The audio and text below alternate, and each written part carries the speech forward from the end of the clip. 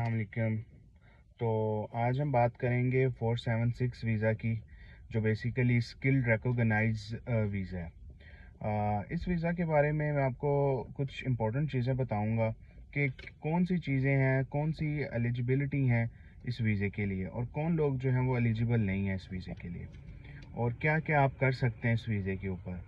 तो सबसे पहले मैं आपको ये बताऊं कि इस वीज़े के लिए आपकी जो एज है वो 31 से कम होनी चाहिए, और इस वीज़े के लिए सिर्फ वही लोग एलिजिबल हैं जिनके जो इंजीनियरिंग प्रोग्राम है वो शिंटन अकॉर्ड से अप्रूव है पाकिस्तान और इंडिया में, ठीक है। और इसके अलावा आप लोगों के कुछ लिमिटेड प्रोग्राम्स हैं जो इसमें इंक्लूड हैं। फॉर एग्जांपल आप मैकेनिकल इंजीनियर, इलेक्ट्रिकल है, सिविल है। सिमिलरली कुछ इस तरह के 8-7 प्रोग्राम हैं जस्ट सिर्फ इन लोगों के लिए है। तो ये बेसिकली इंजीनियर्स के लिए ये स्किल्ड वीज़ा है ये।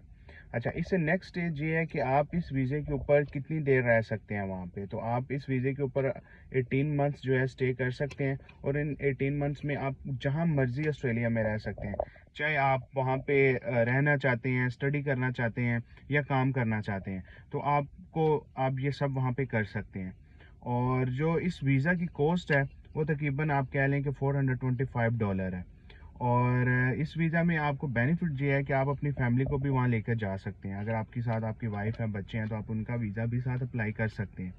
और इसके अलावा आपको अब जो एजुकेशनल रिक्वायरमेंट है वो ये है कि आपकी जो डिग्री है वो कंप्लीट होनी चाहिए, या कंप्लीशन लेटर आपकी जो इंस्टीट्यूट है वो आपको दे, लेकिन ये वाशिंगटन अकॉर्ड होना चाहिए, ठीक है। और एक और चीज़, आपका जो डिग्री है वो 2 ईयर से ज़्यादा जो है वो पुरानी नहीं होनी चाहिए। अगर आपका प्रोग्राम ख़त्म हुए 2 साल से ज़्यादा हो गया है तो आप इस वीज़ा के लिए एलिजिबल नहीं है। और जहाँ तक बात रही इंग्लिश रिक्वायरमेंट की, तो वो ये है कि आपके 6 बैंड आइलेट्स में होने चाहिए, और कोई भी बैंड जो है वो 5 से कम ना हो। तो overall 6 and each band minimum 5।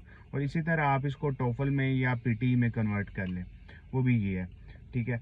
और अच्छा, अब ये एक और इम्पोर्टेंट क्वेश्चन लोग मेरे से पूछते हैं कि जी क्या ये जो वीज़ा है ये कन्वर्टेबल है या एक्सटेंडेबल है।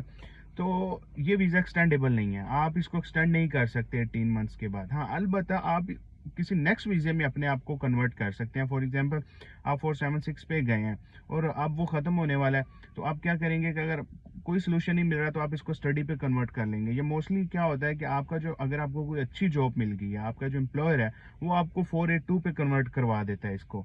या आप ये भी कर सकते हैं कि आप अपनी स्किल असेसमेंट करवाएं और आप 491, 190 या 189 के लिए अप्लाई कर दें। मीनवाइल आपकी वो भी एप्लीकेशन जो है प्रोसीड हो जाए।